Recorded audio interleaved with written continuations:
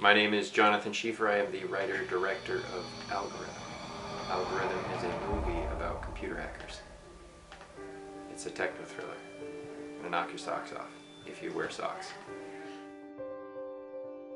The movie is the story of a computer hacker who discovers a government program that monitors everything everyone does. And he and his friends fight back to shut it down.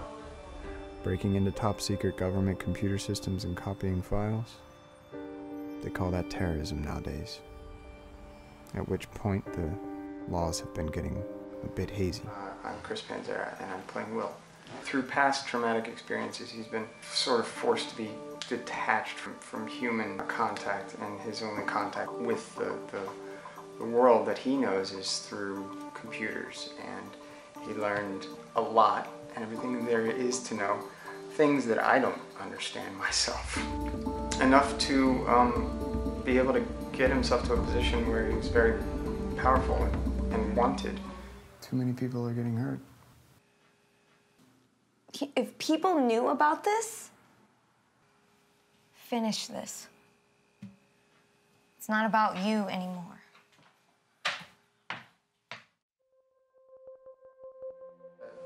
So we watch him take this journey where he gets himself in a lot of trouble and gets his friends in a lot of trouble. And you see this arc of where Will sort of comes from this detachment in this world of computers to this paradigm shift to where he realizes that his friends do mean more to him, and human contact means something to him. And we see it in his relationships with the others. Just think about somebody other than yourself. I have been. That's why I'm here. Algorithm refers to two or three things. One is that there is the tracking algorithm that's the centerpiece of the movie, but also that there is an algorithm for an individual and what the step-by-step process of going from someone who is not really very functional in society to someone who is a contributing member in a beneficial way. What is that process? What kind of catharsis must an individual go through to change? He's a very difficult character to play because we work on emotion as actors, and to be void of that is fairly difficult, but it's interesting to think that it exists. It eventually comes out, and it eventually shows, and he's almost liberated when he realizes that he has emotion and that it can be expressed to other human beings. He does have emotion, and he just doesn't know it. He eventually realizes it. It exists, but it's been forced to be repressed and laying dormant. I do what I do for love. Anything else is a form of slavery, a reduction of my humanity, which is why I feel the moral liberty to search through Emergency's network and download all of their recently developed programs. The case right now is pretty hush-hush. We don't like to talk about it too much, but it's some pretty sophisticated hackers. And we know for a fact that they have access to some pretty darn sensitive databases. It's just a matter of, let's say, persuading these people that it's not really worth their time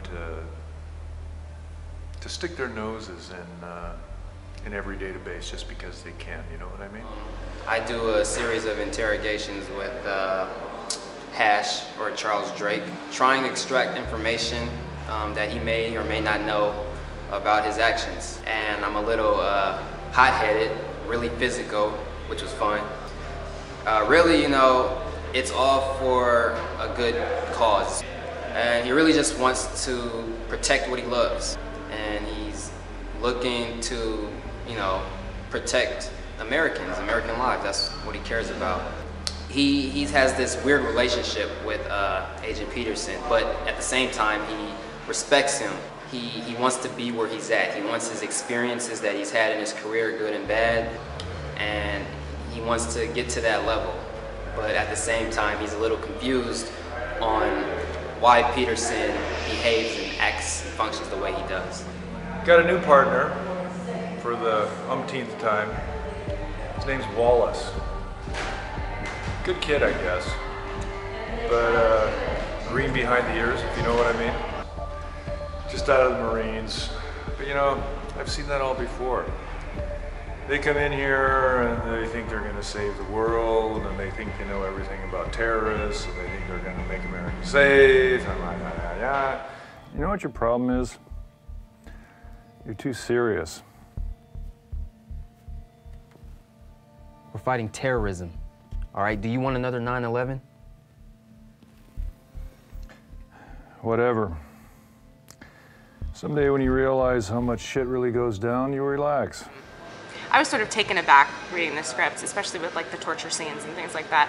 They're very intense, and it's something that we don't think about in our everyday lives. Like, we know that that happens, but it's not something that, it's sort of like off in the distance. It's sort of like, yeah, that happens, but it doesn't happen here, so I don't have to worry about it, kind of a thing. So I think it can be kind of eye-opening, and it definitely made me think about things a little bit just differently.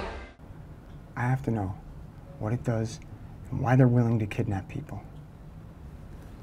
Will, whatever it is, it's bad. I know that, it always is.